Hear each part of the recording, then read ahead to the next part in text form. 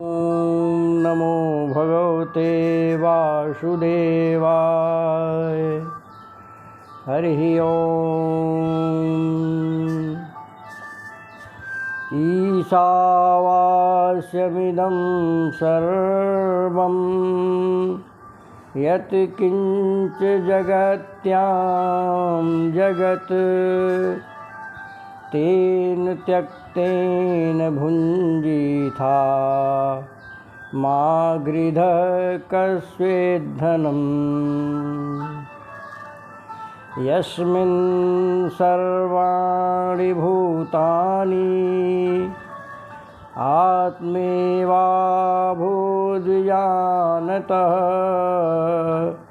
तत्र को मोहः कः शोकः एकत्वम् अनुपश्यतः। गीतामृतम अध्याय 7 भाग 1। बंधुओं, पितृपक्ष चल रहा है। पितृपक्ष पितरों के लिए विशेष पर्व है, जिसमें हम अपने दिवंगत पूर्वजों के लिए तर्पण, पिंडदान, ब्राह्मण भोजन इत्यादि पितरों को संतुष्ट करने के लिए करते हैं। जैसा कि हम जानते ही हैं कि पितर लोग हमारे ही परिवार से जुड़े हुए लोग होते हैं, जिनकी आत्माएं भटकती रहती हैं। हमारे यहाँ ऐसी परंपरा है कि शादी, ब्याह, यज्ञोपवीत आदि शुभ कर्मों के शुभ अवसर पर सर्वप्रथम हम अपने पितरों को आमंत्रित करते हैं। ऐसा हमारा विश्वास होता है कि हमारे पितर प्रसन्न होकर सुख शांति, धन वैभव एवं संतान प्राप्ति का आशीर्वाद देते हैं और हमारा यज्ञ सफल हो जाता है। पर जब हम अपने पितरों के प्रति उपेक्षात्मक रवैया अपनाते हैं तो उनके आशीर्वाद से वंचित हो जाते हैं। पितरों की कृपा, आशीर्वाद न मिलने से घर में रोग, शोक, कलह, धनाभाव जैसी परेशानियां आने लगती हैं। अतः हमें चाहिए कि पितरों की कृपा दृष्टि पाने के लिए यदि रोज़ न हो सके तो कम से कम पितृपक्ष में उनके स्वागत सत्कार के लिए तर्पण, पिंडदान एवं श्राद्ध का आयोजन अवश्य करें। पितर लोगों को प्रसन्न करने के क्रम में हमारे शास्त्रों में ऐसा कहा गया है कि श्रीमद् भगवद गीता के 7वें अध्याय का पाठ करने से हमारे पितर प्रसन्न होते हैं। उनकी अधोगति होने से रुक जाती है तथा उनका मोक्ष मार्ग प्रशस्त हो जाता है। भगवद गीता के 7वें अध्याय का नाम ज्ञान विज्ञान योगो नाम दिया गया है। भगवद गीता के 6ठे अध्याय के अंत में अर्जुन ने भगवान श्री कृष्ण से प्रश्न किया है, भगवान, योग पथ पर चलते हुए यदि किसी योग पथिक का मन चलामान हो जाए, यद्यपि उसकी पूर्ण श्रद्धा योग में है, तो उसकी कौन सी गति होती है? क्या वह आकाश में विचरते हुए बादलों की तरह जो हवा के झोंकों से प्रताड़ित होते हुए नष्ट भ्रष्ट हो जाते हैं, क्या वही गति पाता है? तब भगवान कृष्ण कहते हैं, हे अर्जुन, परम कल्याणकारी भगवत पथ पर चलते हुए कभी भी किसी की दुर्गत नहीं हो सकती। नहीं कल्याण कृतः कश्चित् दुर्गतिम तात गच्छति। इसी क्रम में आगे बतलाते हुए योग योगेश्वर श्री कृष्ण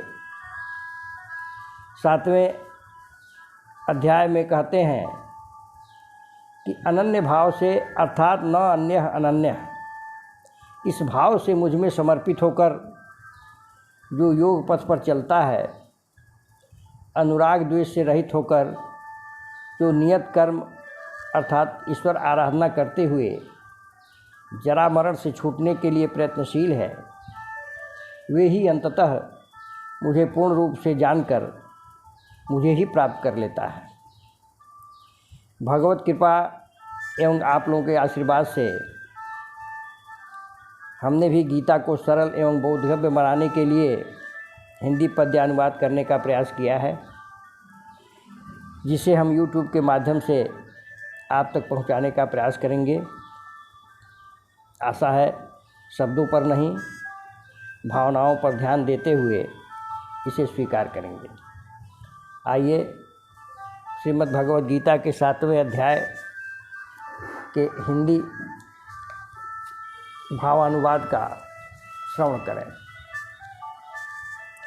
श्री भगवान वाच, एक निष्ठ रख प्रेम व भाव मेरे प्रतितात, बल विभूति ऐश्वर्य मैं जानोगे परमात्म। सुनो पार्थ वह ज्ञान अब तत्व सहित विज्ञान,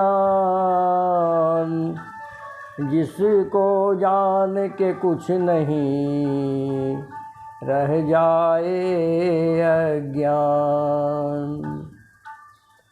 कोई एक व्यक्ति सहस्त्र में करता प्रयत्न है सिद्धि तक, है उन सहस्त्रों में एक जो पाता पहुँच मुझे ब्रह्म तक। आकाश पृथ्वी वायु जल है अग्निभूतों से बनी, मन बुद्धि अहं से युक्त यह है अष्टविध प्रकृति मेरी। हैं ये सभी अपरा प्रकृति, हैं ये सभी अपरा प्रकृति, पर परा प्रकृति है श्रेष्ठतम। जीवात्म रूप से प्रकृति में रहता सदा चैतन्य मन, अपरा परा संयोग से उत्पत्ति है इस जगत का। कारण मैं इनके जन्म का, मैं हेतु बनता प्रलय का। इस जगत में मैं ही हूँ, इस जगत में मैं ही हूँ, है अन्य नहीं कोई सृष्टि में। मुझ में पिरोया यह जगत मोती के दाने सूत्र में, मुझ में पिरोया यह जगत मोती के दाने सूत्र में। मुझ में ही समाहित है ये जगत, कौन्तेय तू ध्यान से देखो मुझे। शशि सूर्य प्रभा जल मृदुमयता, गुण शब्द आकाश का मानो मुझे। वेदों का तत्व ओंकार तथा पुरुषों का सामर्थ्य शक्ति भी मैं। वेदों का तत्व ओंकार तथा पुरुषों का सामर्थ्य शक्ति भी मैं। धरती के है गर्भ में छिपा हुआ, सुगंध का कारण भी हूँ मैं। धरती के है गर्भ में छिपा हुआ, सुगंध का कारण भी हूँ मैं। तपसी तप जानो मुझे, तेज पुंज में अग्नि। जीवन हूँ सब जीव का, विद्वानों की बुद्धि। सत्य सनातन बीज हूँ, सब जीवों का पार्थ।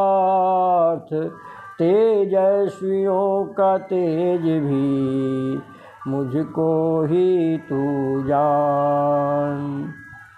शेष अगले अंक में। कृपया चैनल को सब्सक्राइब कर लें। धन्यवाद।